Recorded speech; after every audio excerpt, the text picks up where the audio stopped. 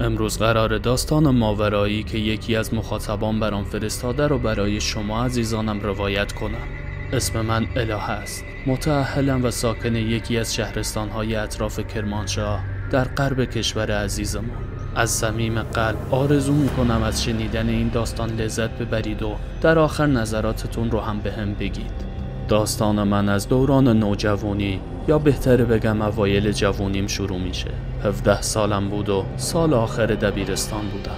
نمیگم نابغه بودم، ولی درسم خوب بود و هدفم رفتن به دانشگاه و ادامه تحصیل بود.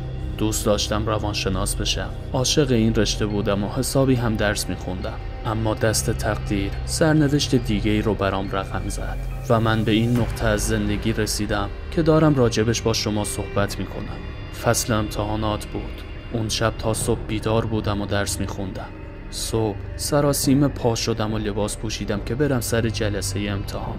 اما هرچی گشتم کارت ورود به جلسه‌مو رو پیدا نکردم. میدونستم سر جلسه امتحان رام نمیدن. اونم با مدیر سخت گیری که داشتیم و به شدت به انضباط اهمیت میداد و هیچ دلیل و بحرانی رو واسه بی انضباطی قبول نمیکرد. از استرس زیاد اشکم در اومده بود. یهو همینجوری دستمو کردم تو جیب مانتوم و شگفت زده شدم. کارتم تو جیب مانتوم مچاله شده بود، اما اصلا برام مهم نبود. اگه تیکه تیکشم پیدا میکردم همونقدر خوشحال میشدم.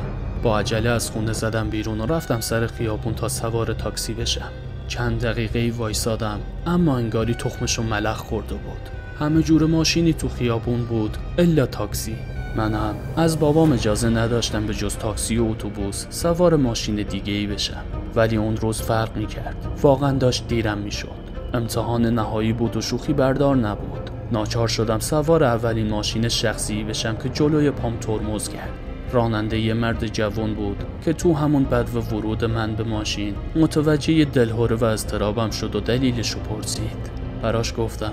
اونم دیگه تو مسیر مسافر سوار نکرد و ما تا مدرسه با هم حرف زدیم و از خودمون گفتیم. اسمش آرش بود. 26 سالش بود. آرش توی یه کارخونه کار میکرد و اون روز بعد از ظهر شیفت کاریش بود. میگفت گاهی که حال و حوصله داشته باشه تو اوقات بیکاریش مسافر کشی میکنه.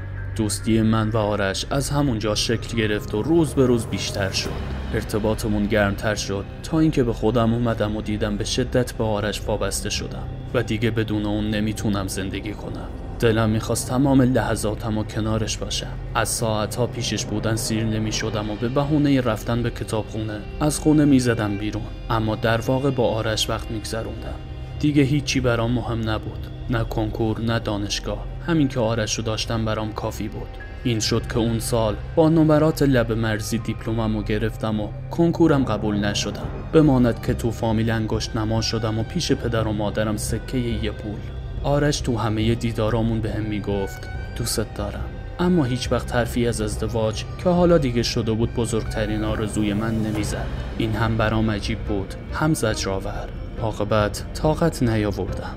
یه روز که روی نیمکت یه پارک نشسته بودیم و دل میدادیم و قلوه میگرفتیم، بهش گفتم برنامه‌ت واسه آینده چیه؟ بعدم پر رو تو صورتش نگاه کردم و گفتم من انقدر دوست دارم که میخوام تا روزی که زندم کنارت باشم. یه جورایی سربسته ازش خواستگاری کردم. اون روز آرش بعد از شنیدن حرفای من چیزایی گفت که نمیتونستم و نمیخواستم باورشون کنم. اون بعد از کلی دست کردن بهم گفت متأهله. گفت تو 21 سالگی بعد از اینکه از خدمت اومده مامان و خالش دستشو گذاشتن تو پوست گردو و با دختر خالش نشوندنش سر سفره عقد. اما اون هیچ وقت عاشق زنش نبوده و نخواهد بود و اعتراف کرد که دیوونه‌وار منو دوست داره و برای رسیدن به من هر کاری لازم باشه میکنه. من و ناهید زنم عاشق بچه‌ایم، اما ناهید نمیتونه بچه دار بشه. خانواده هامون گفتن یه زن صیغه‌ای بگیرم، یه پولی بدم برام بچه بیاره، بعد بدون هیچ چشم داشتی بچه رو بذاره و بره. اما ناهید قبول نمیکنه چون میترسه منو از دست بده. گفتم حتی اگه اونم قبول کنه پدر و مادر من راضی نمیشن که زن دومت بشم. آرش گفت اگه واقعا منو بخوای باید تلاش کنی راضیشون کنی. بالاخره پدر و مادرتن، رگ خوابشون دست توه. همون شب موضوع آرش رو به مامانم گفتم. اونم شوکه شده بود و از ناراحتی داشت منفجر میشد. همه چی مو به مو برای بابام تعریف کرد. اجازه بدید از عکس‌العمل بابام نگم که خونه رو میخواست رو سرمون خراب کنه. منو زندونی کرد تو اتاق، محروم از همه چی. از آرش جدا شدم، ولی حالم دگرگون شد. مریض شدم، نه خواب داشتم نه خوراک. دلم درد میکرد. با اینکه چیزی نمیخوردم، حس میکردم یه چیزی تو دلم سنگینی میکنه. انقدر بیتابی کردم که افتادم گوشه بیمارستان. پدرم گفته بود اگه بمیری هم نمیذارم خودتو بدبخت کنی با این عشق کورکورانه و اشتباه. اما دفعه بعد که جنازه‌مو بردن بیمارستان، مجبور شد حرفشو پس بگیره. نمیدونم چند تا قرص مسکن خورده بودم. نمیخواستم بمیرم، فقط میخواستم بخوابم. اما انگار مرگ ازم استقبال کرده بود. خلاصه از اون طرف پدر و مادرمو تو فشار گذاشتم و از این طرف آرش هم ناهیدو راضی کرد. شب خواستگاریم ناهید هم اومده بود. آرش میگفت سعی کردم راضیش کنم نیاد، ولی گفته بود باید بیام و ببینم کیه.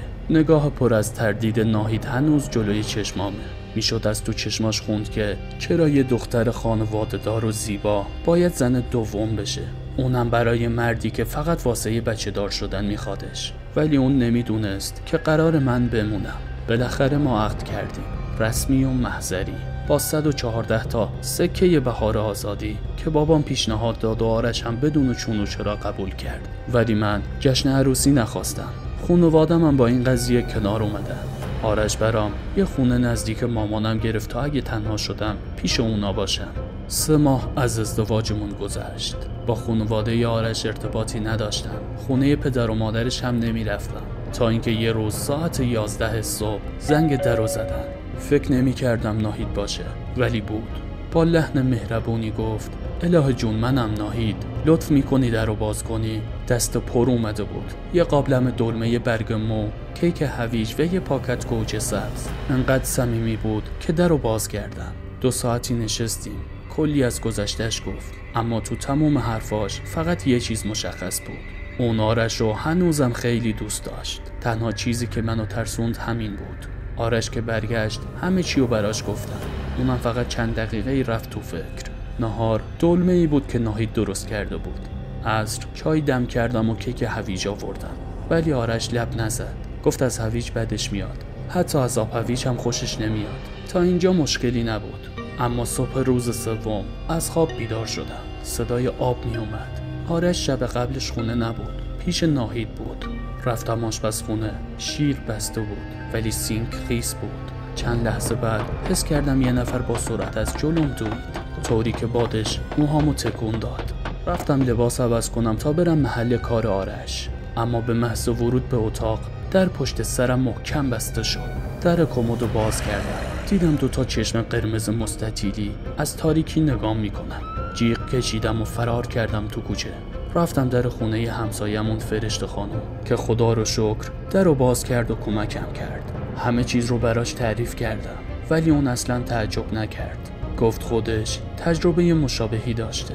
گفت احتمالاً یکی پای اجنه رو به خونت باز کرده، کسی که باهات دشمنی داشته باشه. و من یهو یاد ناهید افتادم. فرشته گفت شاید اون چیزی تو کیک گذاشته، چون میدونست آرش نمیخوره.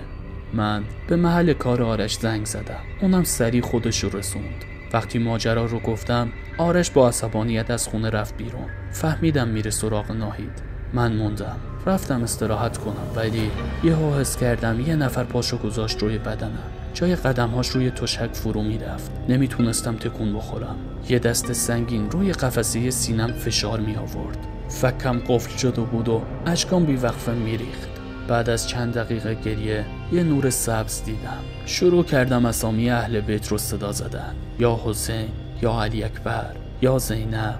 آرش رسید. گفت من نشسته بودم و فقط اسامی اهل بیت رو صدا می زدم. بعد چشمام عادی شد و خودم رو دیدم. سرم از درد داشت می ترکید. آرش برام مسکن آورد. منم همه چی رو براش گفتم. اونم شروع کرد به گریه کردن. گفت رفت ناهید و زده و بیحال ولش کرده خونه. گفتم باید بریم پیشش. سوار شدیم و رفتیم. ناهید روی زمین افتاده بود. چشمهاش پف کرده، بیرمق و اشک‌آلود بود. با آرش بردیمش بیمارستان. همونجا دستشو بوسیدم و معذرت خواستم. 2-3 روز بعد آرش اومد دیدنم. گفتم میخوام جدا بشم. اونم همینو میخواست. قرار شد توافقی طلاق بگیریم. روزی که رفتیم جلوی در، ناهید از تاکسی پیاده شد. منو بغل کرد. گفت از پیش دعانویس میاد. طلسمی که برات انجام دادم خودش باطل شده. دعانویس گفته بود احتمالاً این خانم به اهل بیت وصله و نجات پیدا کرده. ناهید گفت خواهش میکنم از آرش جدا نشو، بیا با هم زندگی کنیم، چند تا بچه بیاریم و بزرگشون کنیم. منم قبول کردم. آرش یه خونه 2 طبقه اجاره کرد. ما کنار هم شدیم یه خانواده واحد. 2 ماه بعد من باردار شدم. یه پسر به دنیا آوردم به اسم حسین. 3 سال بعد علی اکبر اومد و حالا ناهید بارداره و اسم دخترشو گذاشتیم زینب. میدونم خیلی ممکنه به این چیزا اعتقاد نداشته باشن، اما ازتون خواهش میکنم توهین نکنید و به باورهای همدیگه احترام بذارید.